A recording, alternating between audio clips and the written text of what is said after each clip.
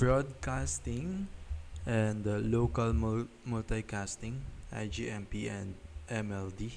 But we won't discuss IGME and MLD, we'll just discuss broadcasting and multicasting. We mentioned in chapter 2 that there are 4 kinds of addresses: unicast, anycast, multicast, and broadcast. IPv4 may use all of them, and IPv6 uses any except the last form. While the protocols we discuss in this chapter are prerequisites for a complete understanding of wide area multicasting, the wide area routing protocols are comparatively complex and would unnecessarily complicate the explanation of the important local area care. So to understand the wide area network, these are the prerequisites, or the broadcasting and multicasting in that complex arena. Broadcasting and multicasting provide two services for an application: delivery of packets to multiple destinations and solicitation or discovery of server by clients. First, delivery to multiple destinations. So there are two components for broadcasting. First is delivery to multiple destinations. There are many applications that deliver information to multiple recipients.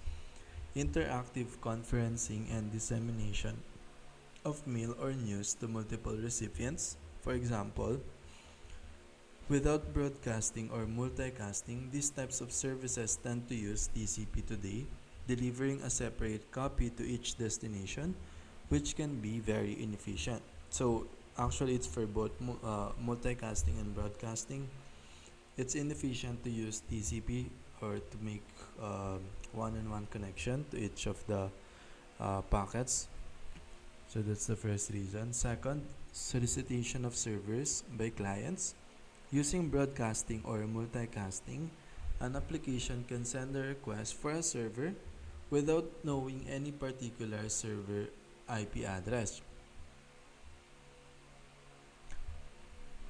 This capability is very useful during configuration when little is known about the local networking environment.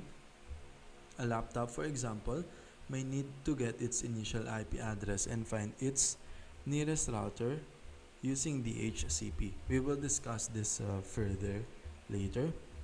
Third, broadcast request. Sorry, that's the only two. But another details is broadcast request affects all hosts that are reachable within the scope of the broadcast, whereas multicast affects only those hosts that are likely to be interested in the request.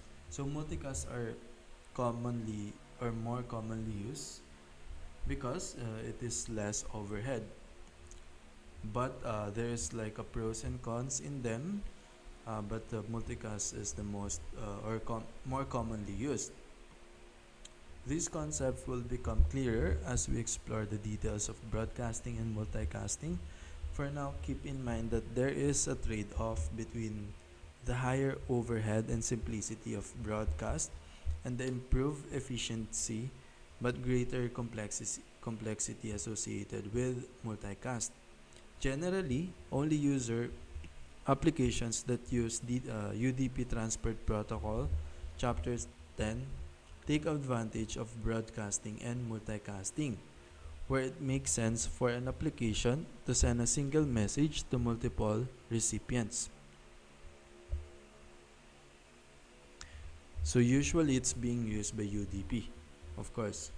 TCP is a connection-oriented protocol that implies a connection between two hosts specified by IP address and one process on each host specified by port numbers.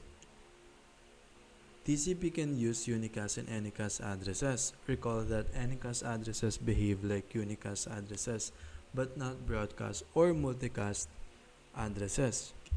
Broadcasting and multicasting are also used by important system processes such as routing protocols, ARP, ND in IPv6 and others.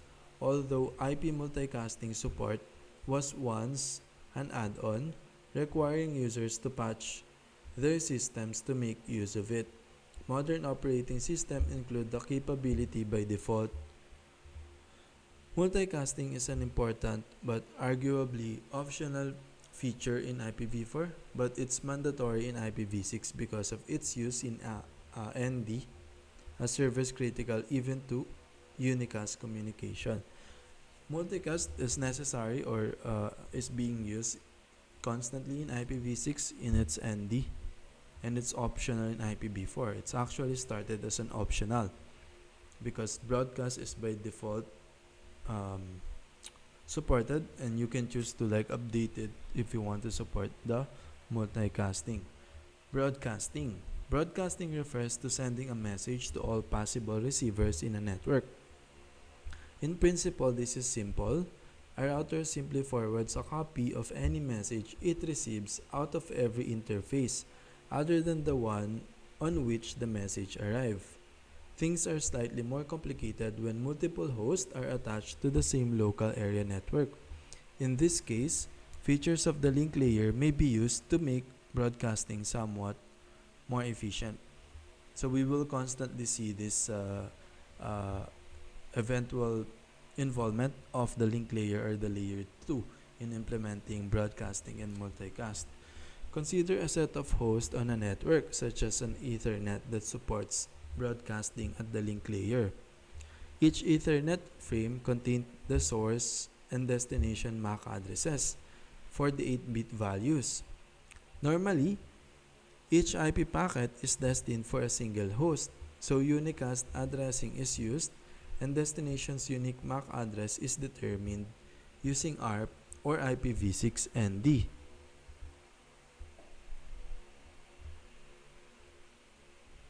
So consider an Ethernet that already supports this by default, because MAC has an if-else that if it's a broadcast, then put that in all the hosts in the network. Now each Ethernet frame contains the source and destination MAC address. So the destination of this is we will gonna discuss later. Normally each IP packet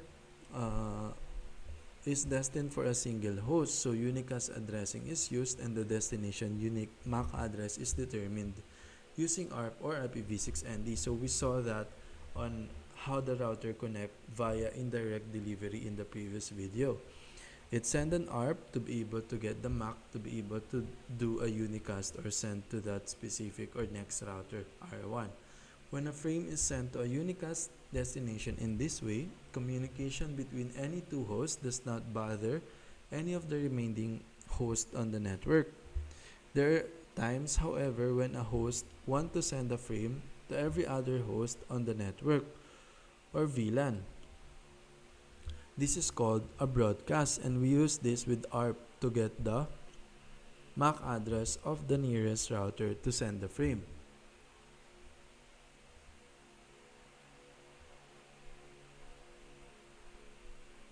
So we actually use this broadcast whenever we want to find the MAC address of our router to be able to ask for our IP. Using broadcast address on an Ethernet or similar network, a multicast MAC address has the lower bit of the higher order byte turned on. In hexadecimal, this looks like 01 colon 00 colon 00 colon 00 colon 00 colon 00. So this tied back to our previous CIDR discussion in the previous video. How manufacturers burn in a MAC address? Every network interface, Ethernet, Wi-Fi, 5G modem, comes from the factory with a 48-bit MAC address stored in ROM or EEPROM, programmed during manufacturing, inside the NIC hardware. Example, 00 colon 08 colon 74 colon 93 colon C8 colon 3C. This is not software assigned usually. It is burned into firmware similar to how CPU, microcode, or BIOS serial number exist. Second, how can a MAC support unicast, broadcast, multicast?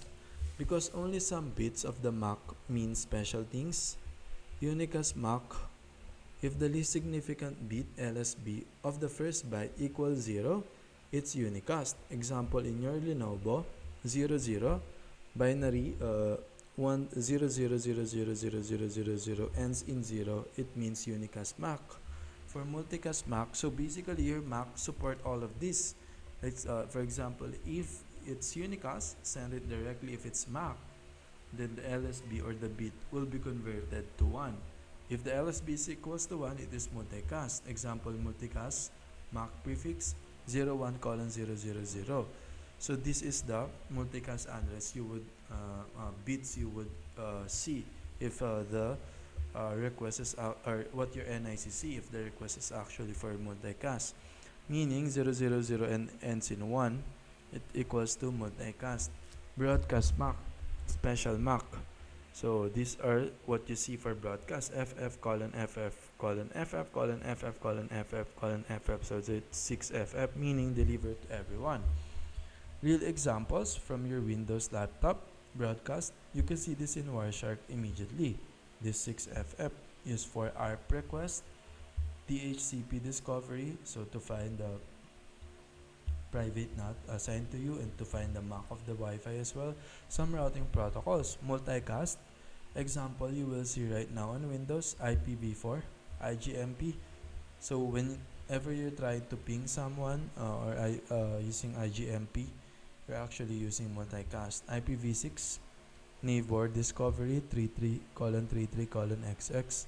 Remember, these are required for IPv6. Example, you will see 100% if you snip Wi-Fi protocol IPv6 all nodes. Destination 33:33:00, basically the neighbor discovery. IPv6 router solicitation 33:33 again, but it's just the last number is 2 instead of 1. MDNS Apple or Chromecast, you have this destination MAC 01:00:5E:00:00:FB. SSDP Windows UPnP, destination MAC 01:00:5E:7F:FF:FA. These appear every few seconds in real life, even when doing nothing. If you open Wireshark and then filter ETH.dst argument 0 and 1, you will see all multicast traffic your laptop receive. How to see it in real life right now? In Wireshark, to see broadcast frames, ETH.dst equal 6FF. To see multicast frames, you type ETH.dst argument 0 and 1. To see IGMP, you type IGMP. To see IPv6 multicast, IPv6 and ETH.dst argument 0 and 1. Why multicast doesn't need ARP? Because the MAC address is algorithmically computed from the IP address. Example, IPv6 multicast IP 224.0.0.251, map to MAC 01:00:5E:00:00:FB. So remember, when we're doing ARP, we want MAC address. But for multicast, if we have the multicast IP address, it will be algorithmically computed using with the help of your NIC and your router from that IP address. So it will become converted to this MAC. So no ARP required. NIC can deliver it immediately.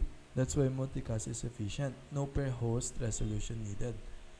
Why broadcast also doesn't need ARP? Because there's no single destination host. So there's nothing to look up. Everyone receives a copy. Where does the NIC know how to do this? Inside the NIC firmware plus hardware, not Windows. The NIC has hardware filters. Examine incoming MAC address. Decides, should I copy this frame into system RAM if it's a broadcast or multicast? This can receive frame if MAC matches your unicast MAC, MAC is broadcast, MAC is in your multicast subscription table. So the NIC, using only logic gates and microcode, decides drop at hardware or pass to OS. This is 0 CPU fast. How Wi-Fi or Ethernet drivers send broadcast. The real pipeline, step 1, OS hands packet to NIC driver. Example, DHCP broadcast, destination MAC equal 6FF. Step 2, NIC driver writes the packet into NIC memory.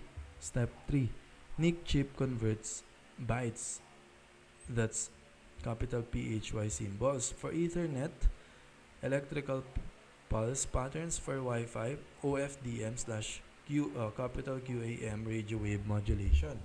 Step 4, radio slash electrical signal is blasted out. Everything on the link hears it. Where is the code? In NIC firmware, almost always in C plus microcode running in EEPROM, on-chip ARM core. For Windows driver written in C and using NDIS API. In user mode application, example DHCP client, browser, VoIP app. These do not manipulate Ethernet directly. Number 10, broadcast and multicast percentage of global traffic. Estimates traffic type unicast. Roughly global percentage 97 to 99% of all internet traffic. Traffic type multicast. Rough global percentage less than 1%, mostly local LAN, IP, TV, discovery. Broadcast less than 0.1%, mostly ARP/DHCP.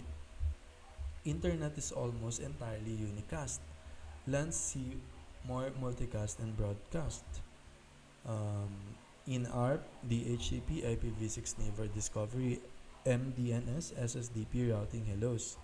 How to visualize it in your laptop? You open Wireshark, choose Wi-Fi or Ethernet, then run these filters: broadcast, double vertical line, multicast, or ETH.DST argument 0 and 1. You'll suddenly see smart TVs announcing themselves, phones sending MDNS, routers sending IPv6 ND, ARP request, DHCP, Windows SSDP, all happening in real time. This is this is the hidden world your LAN is constantly speaking, even when your screen looks idle. We may consider the broadcast address 6FF as a special case of the Ethernet multicast address. From Chapter 2, recall that in IPv4, each subnet has a local subnet directed broadcast address formed by placing all 1 bits in the host portion of the address, and the special address 255.255.255.255 corresponds to a local network, also called limited broadcast. So in Chapter 2 we discussed this, how we allocate, but we will expand this.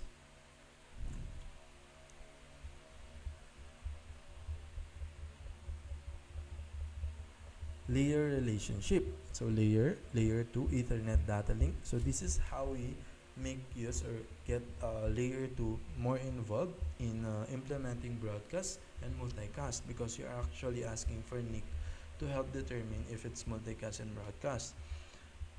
Broadcast mechanism, MAC broadcast, example 6F. Layer 3, IPv4 network, broadcast mechanism, IPv4 broadcast, example 255.255.255, or subnet directed XXX.255. They work together like this. From IPv4 broadcast packet, it will be converted and encapsulated inside Ethernet broadcast frame. How they relate? First, IPv4 wants to broadcast. Say a host wants to send 255.255.255.255 local broadcast, or a subnet broadcast like 192.168.1.255. This is an IP destination, that means deliver this packet to every host on the local network. But IP needs Ethernet to carry it. Before the packet goes on the wire, it must be carried inside the Ethernet frame. So the OS looks up what MAC address should I use for a broadcast IPv4 packets, and use Ethernet broadcast MAC 6F again. So the OS then will now choose or use Ethernet broadcast MAC to be able to help that IPv4 encapsulate it to MAC address, or to help that layer 3 multicast or broadcast to be encapsulated in a MAC. So the encapsulation looks like Ethernet header We have inside it is dest MAC equals 6F, and then source MAC equals your unicast MAC NIC, so that's for broadcast. In an IPv4 header, you also have a layer 3 broadcast or IP broadcast, which has dest IP equal 255.255.255.255. Remember, that's the default broadcast in the previous video. So why Ethernet must be broadcast to? Because host identify frames at layer 2 first. NIC hardware receives the frame whose MAC they match. Normal unicast frame, MAC matches your NIC. 2 OS processes it. Broadcast frame 6F to NIC hardware accepts it automatically. So because the receiving host, they multiplex it at layer 2 first. This is also connected on how we need help to the layer 2. Now NIC hardware receives frame where MAC they match. So if they match it, which if 6F, it means it will be sent to all the hosts in the network. Now normal unicast frame, MAC matches your NIC, and then OS process it if the MAC match. But this is a broadcast, so the MAC or the MAC address are burned in factory to support that. Almost all MAC address are burned to support those today. So every host on the LAN receives the frame and then decodes if the IPv4 packet inside is for them.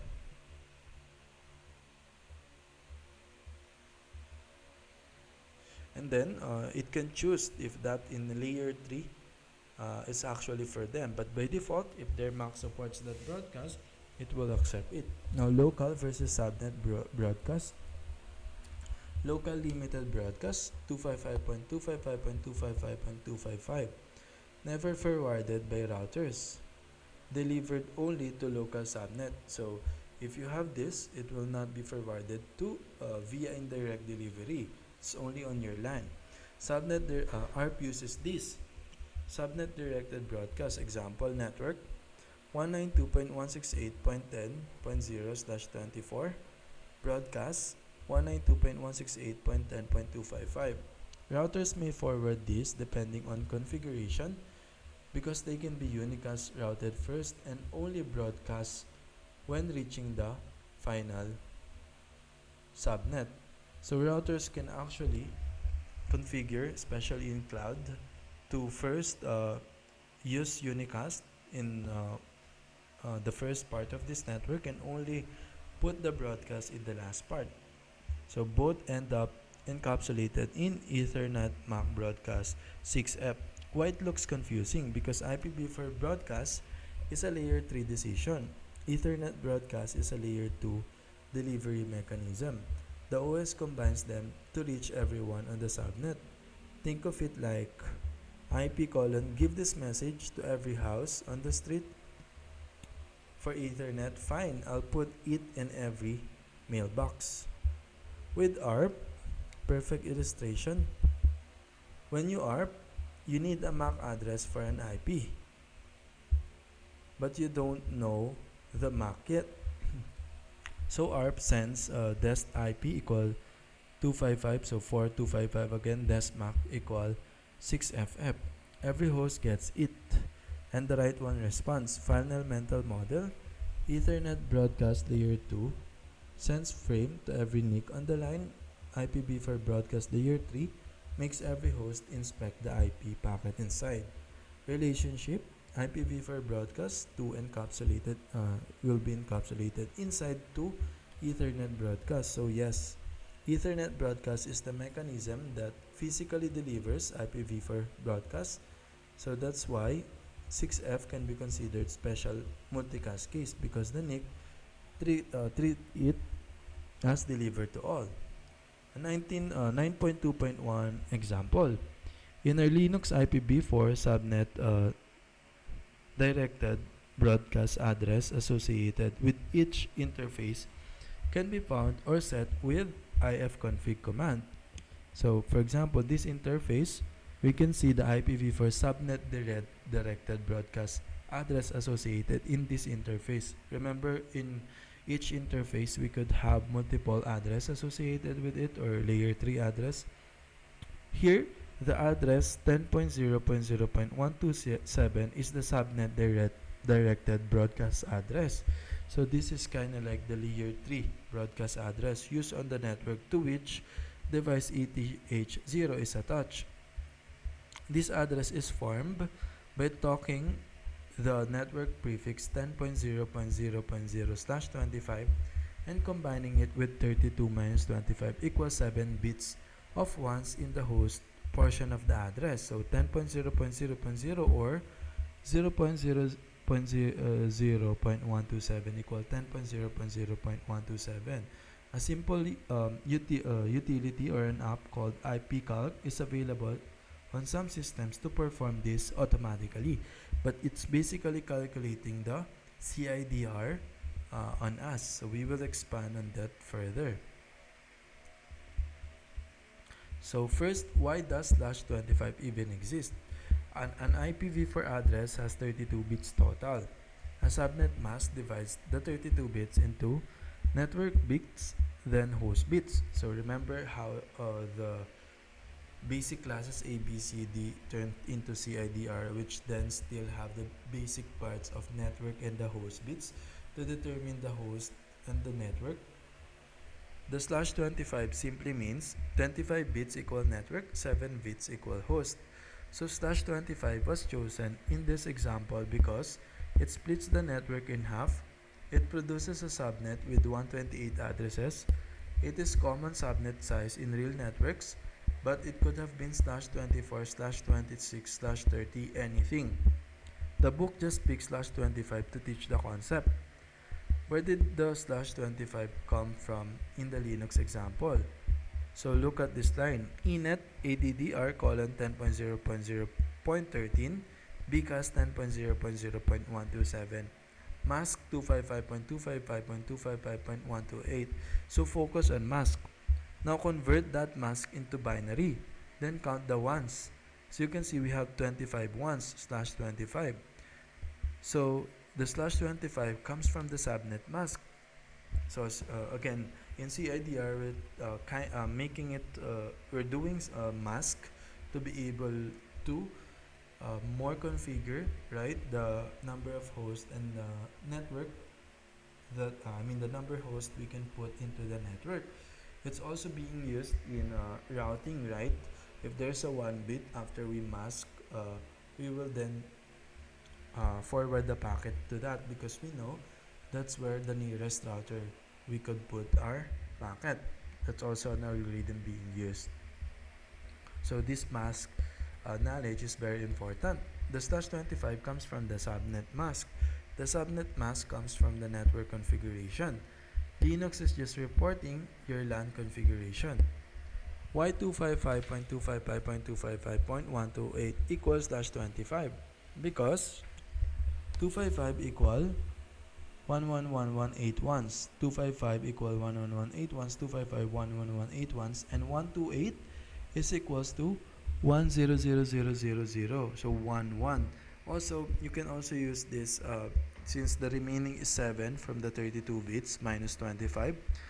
2 raised to 7 is equals to 128 bits.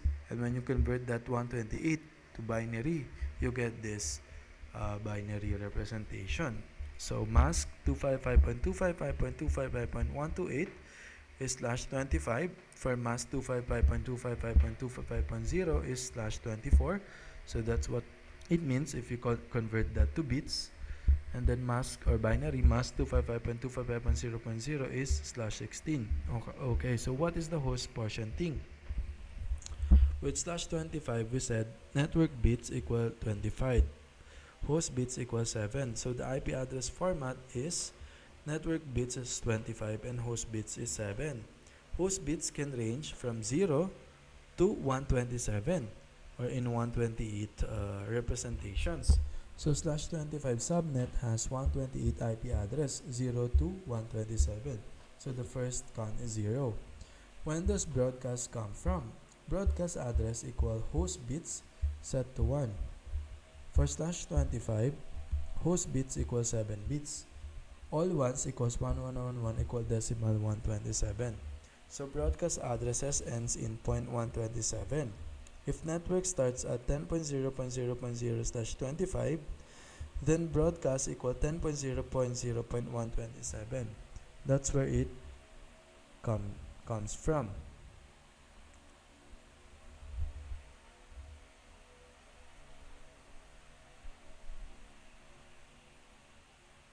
So if it starts in /25, meaning the broadcast address is kind of like the way we configure the network to be unicast at first, and then the latter part is the broadcast. The broadcast is also 0.127 here, so there that's where it came from, or the network layer 3 broadcast address. Network or all host bits on 10.0.0 or 0.0.0.127 equal 10.0.0.127. Why is this so confusing? Because it requires that you already know subnetting, CIDR, bitwise math. So it jumps straight into example without building intuition. So let me give the key intuition. Intuition in one sentence. Subnet mask /25 tells how many bits define the network. Broadcast equal host bits turned to 1. That's it. Now, the ABC, that's the old system. Class full, class A 255.0.0.0, class B 255.255.0.0, then class A, etc. Now, new system, CIDR, we no longer care about fixed classes. We use /8, /16, /24, /25, /26, etc. So /24 happens to look like class C, /25 is just half of the subnet, /26 is 1/4, /27 1/8, etc. That's why /27 has nothing to do with class C or D address. It's simply a subnet mask that leaves 7 bits for host. Finer clarity diagram, we have IP, source IP 10.0.0.13, mask 255.255.255.128 equals /25, network 10.0.0.0, host bits equal 0.0000000, first usable 10.0.0.1, usable host range 10.0.0.1 to 10.0.0.126, broadcast 10.0.0.127, which has a host bits equal 11111. That's the entire logic. So how does it connect in cloud? So how CIDR and subnet mask appear in the real world? CIDR, like 10.0.0/25, is everywhere in real networking, especially cloud platform, AWS, Azure, GCP, routers and switch, VPN configuration, Docker networking, Kubernetes networking, corporate LAN designs, firewall rules, load balancers, DHCP servers. But you probably won't be able to see that in your side project or even in your small startups. I mean, you may do this in your small startup, but not as much as a big corporation. Even if end users never see it, system and network engineers allocate and use CIDRs constantly. Example in AWS real world, when you create a VPC in AWS, the first thing AWS asks is, what CIDR block should this VPC use? You might choose 10.0.0/16. This gives the VPC 65,536 usable IP addresses. Inside that VPC, you then create subnets. For example, subnet name, public subnet A, CIDR 10.0.1.0/24, usage can reach internet. Subnet name, public subnet B, CIDR 10.0.2.0/24, usage can reach internet. Private subnet A, CIDR 10.0.10.0/24, usage internal DB servers. Private subnet B, 10.0.11.0/24, usage internal services. When AWS routes traffic, when security groups apply rules, when instances get IPs from DHCP, They use the CIDR math. Example, in corporate LAN, a company office may be assigned 192.168.0.0/24, then split into smaller networks. Department Engineering network address 192.168.0.0/26, host 62 host. For HR, 192.168.0.64/26, host 62 host. Finance 192.168.0.128/26, host 62 host. Guest Wi-Fi 192.168.0.192/26, host 62 host. Each switch, router, and DHCP pool uses this. In Docker, when you run Docker network inspect bridge, you will see subnet colon 172.17.0.0/16. Docker automatically creates virtual networks using CIDR. In Kubernetes, Kubernetes clusters also define CIDRs. Pod CIDR, service CIDR. Example, pods colon 10.244.0.0/16, services 10.96.0.0/12. CNI plugins like Flannel, Calico, we've also worked in CIDR blocks. Where do these numbers come from? The mask defines how many hosts you need. Rule of thumb, big network, many IPs needed, small mask, like /16. Small networks, few IPs needed, large mask, i.e. /28. CIDR host table, fast mental map, /30, usable host 2 /29 6 /28 14 /24 254 /23 510 /22 1022 /16 65 536. So if you need 50 devices, you choose /26. 200 devices /24 because it has 254. 500/23. 50K/16. That's how networks are designed. So how to see it live in Linux? You type IP space ADDR or ifconfig. You might see enet 192.168.1.25/24. The /24 is your subnet mask. It means you have 254 in the network, or 254 devices connected in your network. Real world broadcast example. If your interface has 10.0.0/25, then network equal 10.0.0.0, host bits equal 25 plus 7 bits left, broadcast equal last address 10.0.0.127. If you run ping-b 10.0.0.127, all machines in that subnet will receive it, because Ethernet treats it as 6F. This is real. System administrator will use broadcast pings to discover devices on a LAN, test switch routing, detect duplicate IPs, map networks. So to answer your question, do real system use CIDR like 10.0.0/25? Yes, constantly. Cloud, routers, firewalls, Docker, Kubernetes, everything. So where do you allocate it? Example, AWS VPC creation, subnet creation, VPN creation, router setup, DHCP address pools, container networks. How do engineers choose the subnet mask?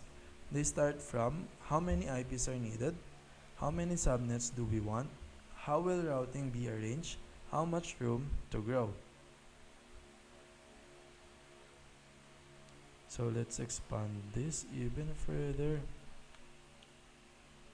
So how does it connect to our Angular example in the previous video, and with the cloud backend of Azure, which the full stock of I've created. So how much does a /28 cost in AWS and Azure? Good news, a /28 or any subnet size costs $0 in both AWS and Azure. Why? VPC subnets in AWS are free. VNets or subnets in Azure are free. What costs money is public IPs, not gateways, VPN gateways, compute resources, data transfer. A /28 is just an IP range definition. and the cloud does not charge for having a subnet. Slash 28 equals 16 IPs total, 14 usable hosts. This is correct in AWS and Azure networking. When would you pay money? Feature, for example, creating a VPC slash subnet slash VNet charge? No, it's free. Attaching EC2 slash VM NICs? If the instance cost money, yes, you will pay for it. Using public elastic IP? Yes, AWS charges after the first one idle. Not gateway? Yes, you will pay for that. It's expensive. VPN gateway? Yes. Data egress to internet? Yes. So slash 28, slash 26, slash 20, slash 16, none of those affect cost.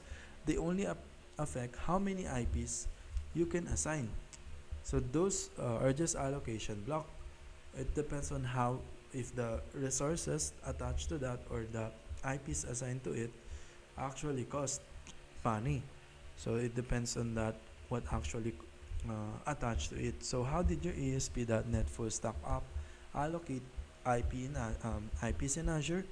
So basically, I deployed using Azure App Services. I did not deploy into my own VNet.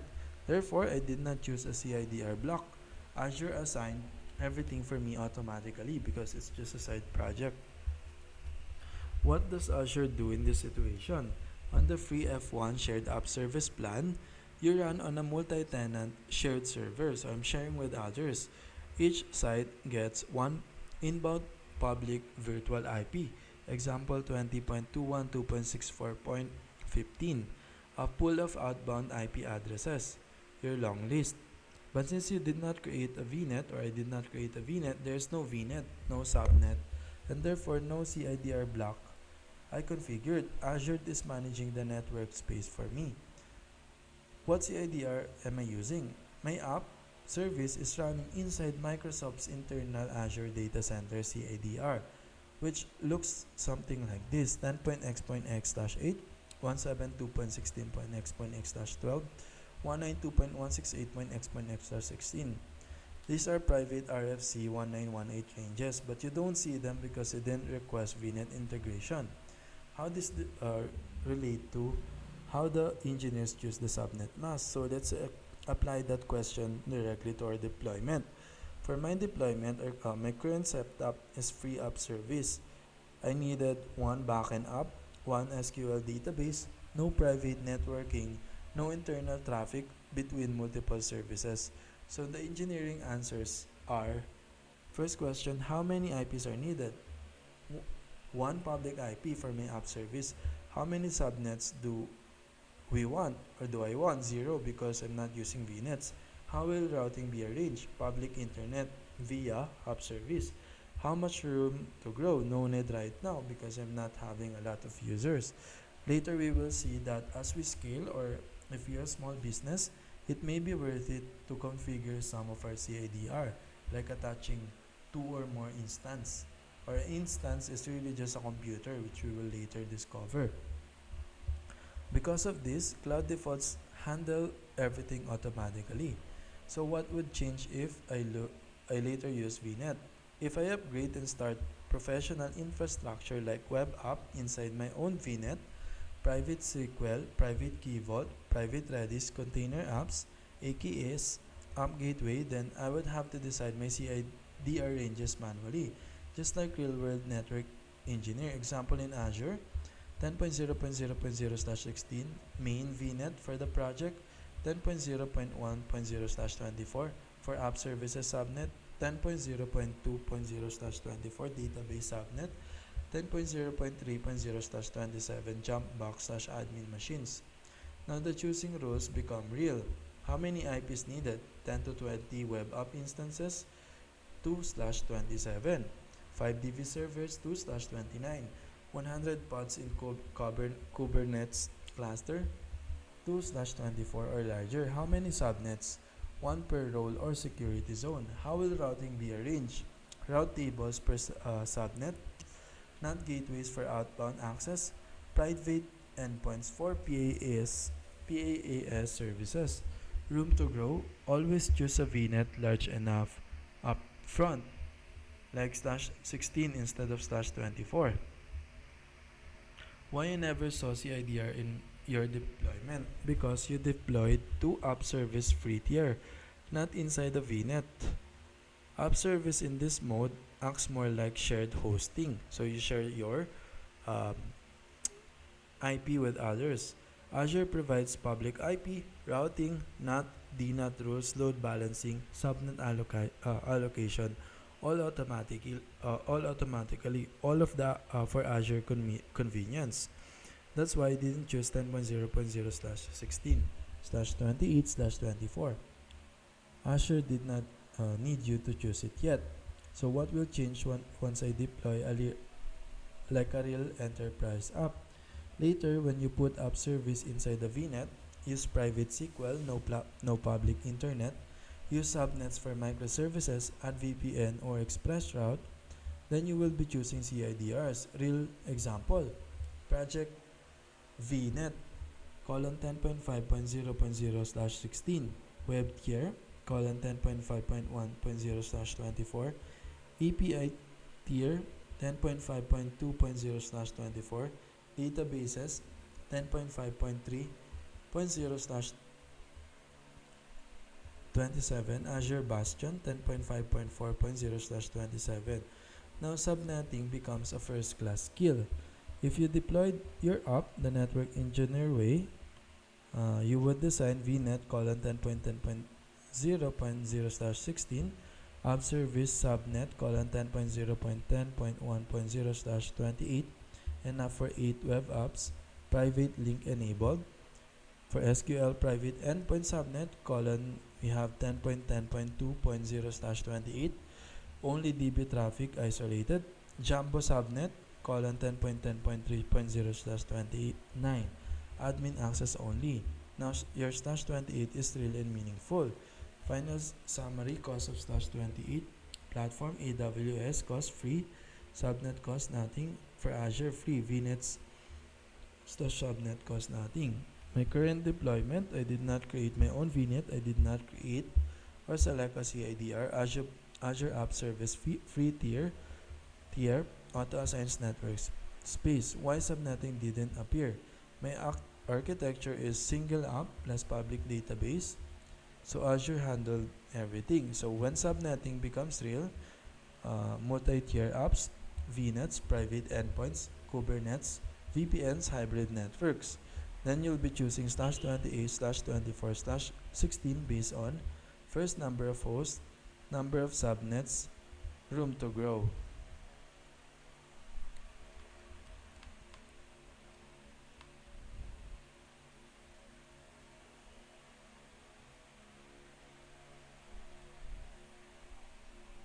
I think we will just continue. Yeah, let's continue this in the next video.